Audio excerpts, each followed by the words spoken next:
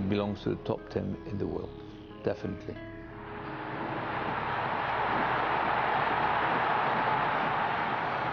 He has been easily the best player in the last 10 years. He was a massive part of Liverpool winning the Champions League because he was leading by example. The embodiment of the Kop's passion.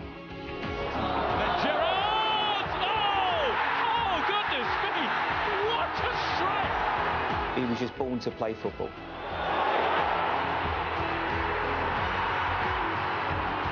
He's been fantastic for the football club, and every accolade that he gets, he thoroughly deserves.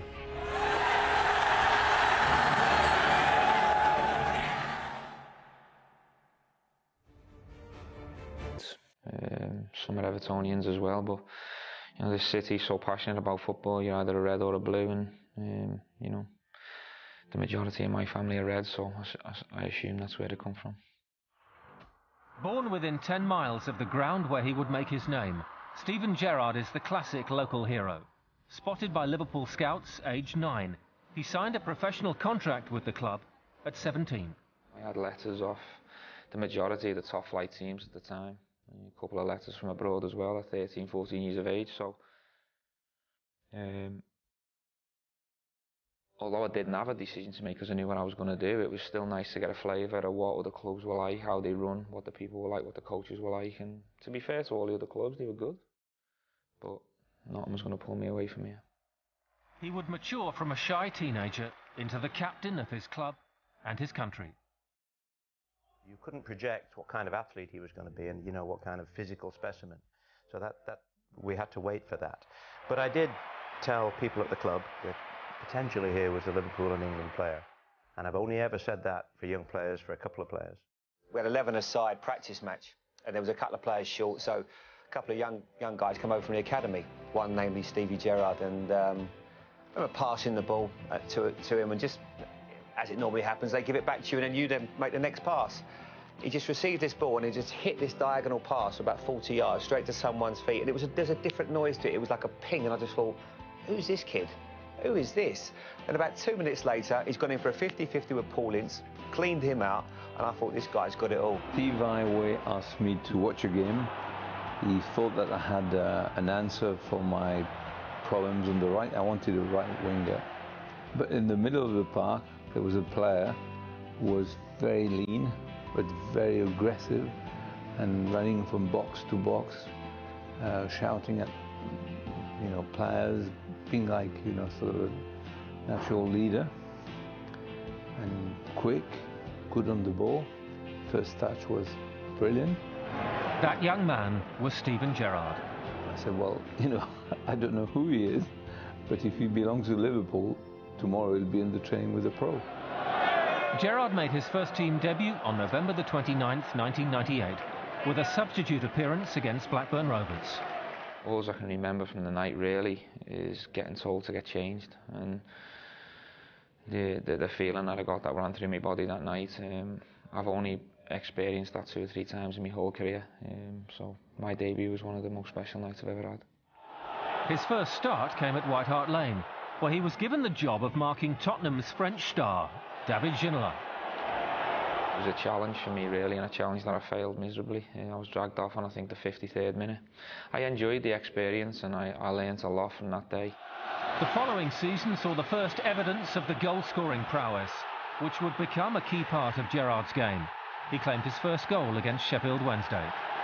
Despite groin and back problems punctuating his blossoming career, he was becoming a first-team regular and a fan's favourite. If you're a scouser and you're playing for Liverpool, you feel it more.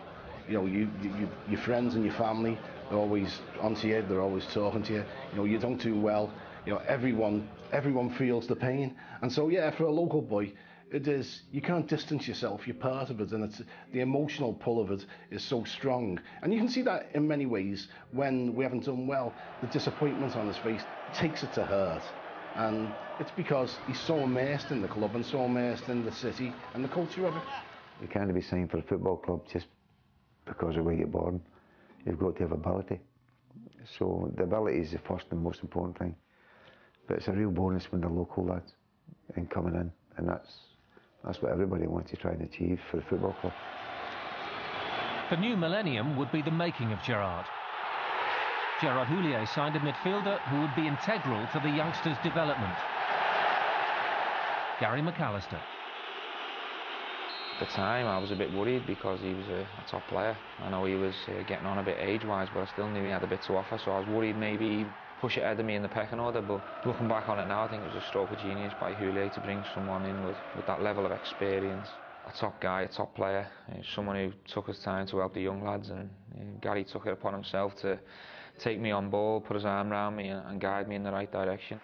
Gary McAllister was a brilliant influence. I mean, one of the things that's characterised Stephen's career is that he's probably tried to do everything at 100 miles an hour. Gary McAllister showed him how to slow down, how to use space, how to extend his passing range, and just as a calming influence, as a stabilising influence, he was fantastic. 2001 was an incredible year for Liverpool. The club claimed a treble of League Cup, FA Cup and UEFA Cup. Gerrard was becoming known as a big game player. He scored the second as Liverpool won the UEFA Cup, beating Alaves of Spain 5-4. Well, in 2001, he took part in every single final and every important game. A top player always delivers in top games. And Stevie, in top games, he would never disappoint you. To contribute at such a young age and get that trophy in your hand and a winner's medal.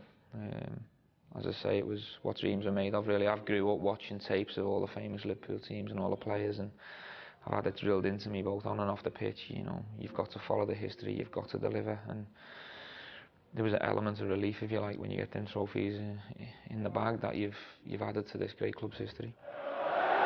Gerrard made 50 starts during that historic campaign, scoring 10 goals. Michael Owen scored twice in the FA Cup final as Liverpool came from behind to beat Arsenal 2-1 in Cardiff.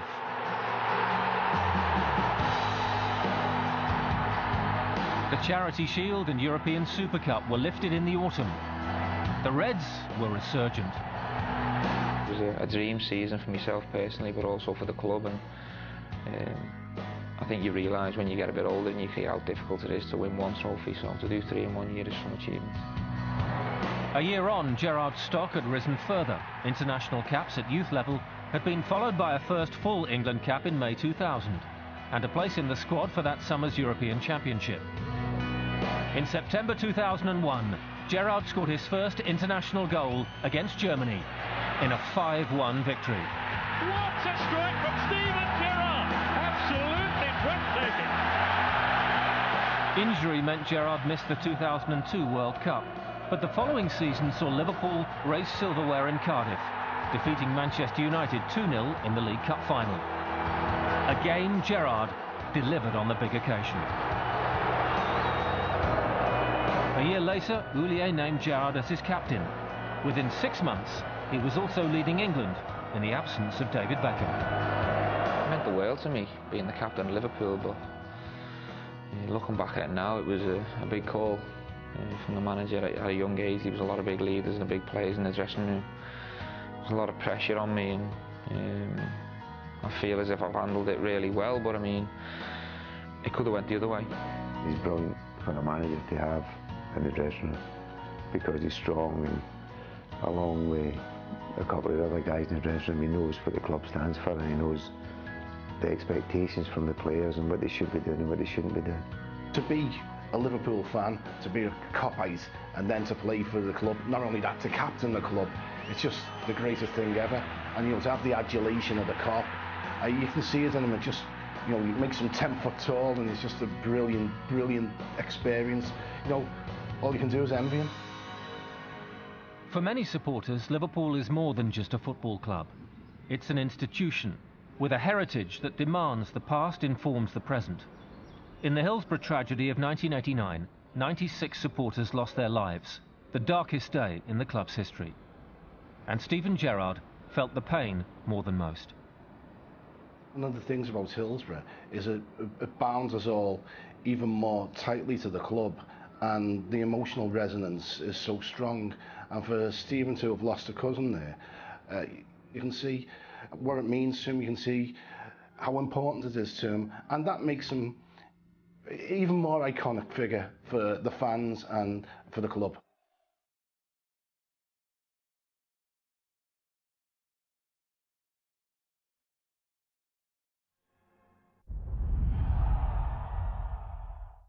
Gamblerware.co.uk.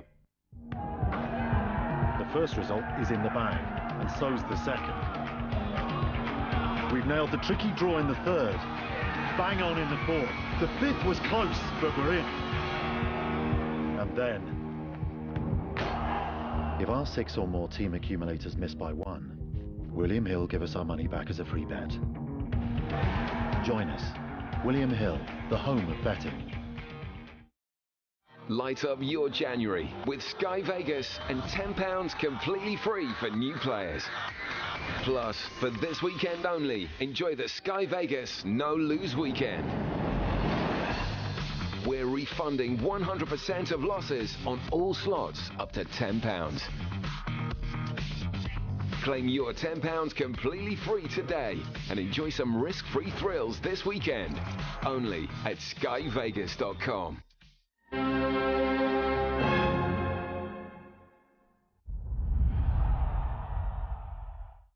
Gamblerware.co.uk. The first result is in the... Gamblerware.co.uk. The first result is in the bag, and so's the second.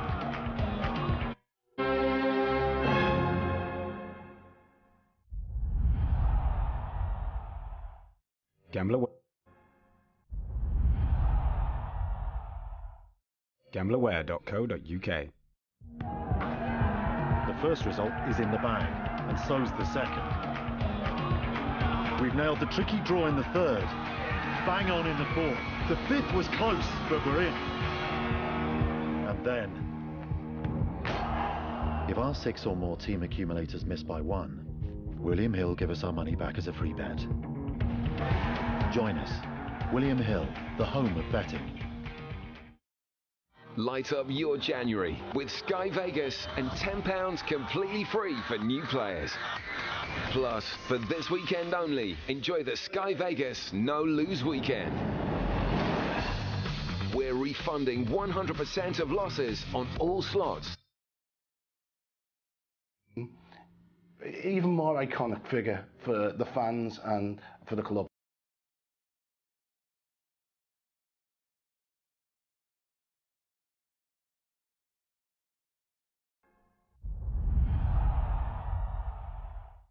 Gamblerware.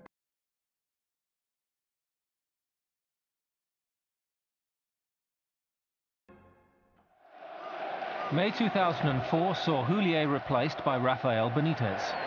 Gerrard had been impressed by the Spaniards' Valencia team, who'd beaten Liverpool twice 2 seasons earlier. And the compliment was returned. In terms of as a player, someone that has power and technical ability, and so good in the air, so he could do a lot of things, both feet, so really good. In terms of a person, the main thing is humble. He's someone that is keen to learn. He was talking, is nice with the new players, with the young players, and he's training well, so he's a good example. Rafa going playing slightly differently, and after a difficult few months, the first few months where you wondered which way it was going to go, whether Benitez had bitten off more than he could chew. It all started to coalesce, and then there was the run to Istanbul, which obviously was beyond the greatest dreams of any Kopite or any Liverpool captain at the time. That run to Istanbul seemed a long way off when they faced Olympiacos in the group stage of the Champions League in December 2004. They had to win. If you probably look at his career and you say, for a moment that's emblematic, Olympiacos was the one. Liverpool needed a victory by 2 goals in order to qualify for the knockout stage. Midway through the first half, they found themselves facing elimination. The down and out, written off. You might as well all pack up and go home, just inside the second half, and then the comeback started. They're going to momentum changed. We got on top, the Kop got behind us, the 12th man were roaring us on, and they were sucking the ball, and it felt like that. It felt like every attack we were going to score. We scored 2 goals, and we needed to score the 3rd goal, and it was the ball from Kara to Mellor, and then went to him. As the clock's ticking down, he produces that moment. You need the ball at his feet, and you need him to score, otherwise it's over. He gets it at his feet and he scores. There's an old saying, never give up till the whistle goes, and this game was a perfect example of it. You know, a ball fell to me very late on and I caught it really sweet, and that was the important goal. Liverpool carried that momentum through the knockout rounds. Bayer Leverkusen, Juventus and Chelsea were all beaten as they reached the showpiece in Istanbul. Their first European Cup final since 1985. The first half in Istanbul was probably about as bleak a time as you could have. It was, you psych yourself up for it, and it must have been worse for the players. I mean, it was bad enough for the fans, for us. Kicks off, and before you even know it, you're 1 down. I remember we were 3-0 down, and lucky to be only 3. I was watching it in a pub, and there was 1 or 2 people jumping up, and then AC Milan were scoring, and I thought, oh, I need to get out of here. Emotional, on the floor. Probably the worst I've ever felt in a football kit.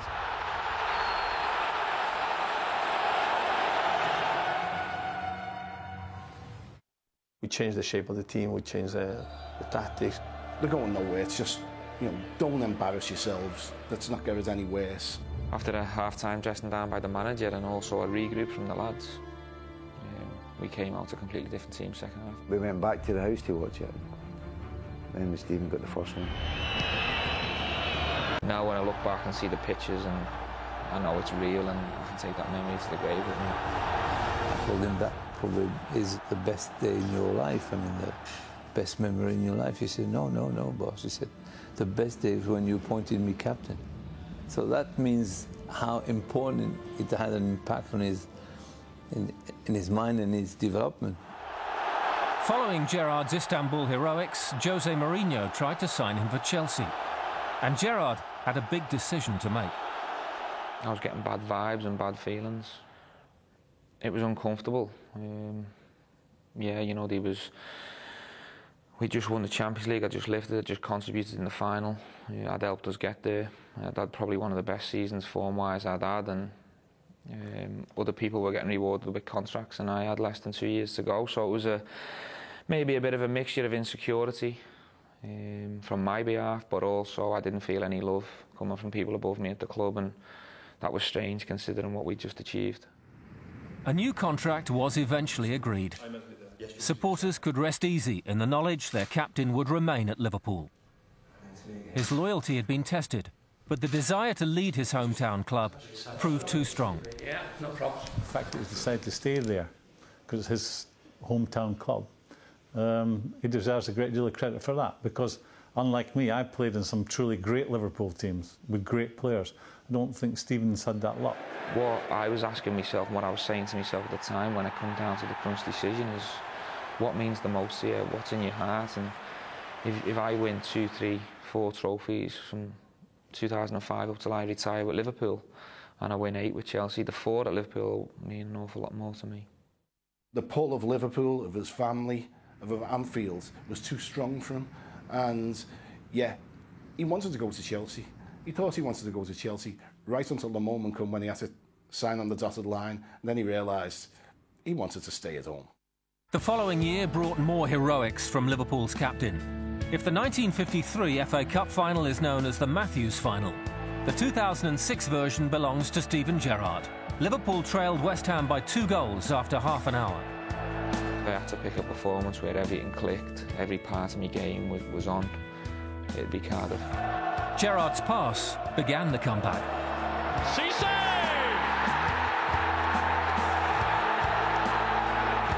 He's brilliant on the big stage. Always, if there's any player in the world that you turn to at the crucial moments, it's him. Here comes Gerrard! And they are back on level. double turns. But as the game went into injury time, Liverpool trailed once again. Plagued by cramp, Gerrard still had an unforgettable part to play.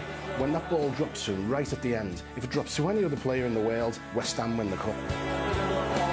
It dropped to Steven, boom, Liverpool are going to win the cup. Gerrard! Oh, goodness me! What a strike from Steven Gerrard! I was that exhausted and that tired, and I had nothing left to give except one last swing in my boot, and probably Olympiacos aside, the sweetest strike I've ever hit a ball. Liverpool triumphed in another penalty shootout and won the FA Cup for a 7th time. Their captain was now one of the most complete players in the game and had the medals to prove it. The ensuing years have brought highs and lows. Gerrard was voted the PFA Player of the Year in 2006 and awarded an MBE the following year. 2007 also saw him lead Liverpool to another Champions League final, though AC Milan exacted revenge with a 2-1 win. But that was soon forgotten. Gerrard scored his 100th club goal against PSV in the Champions League.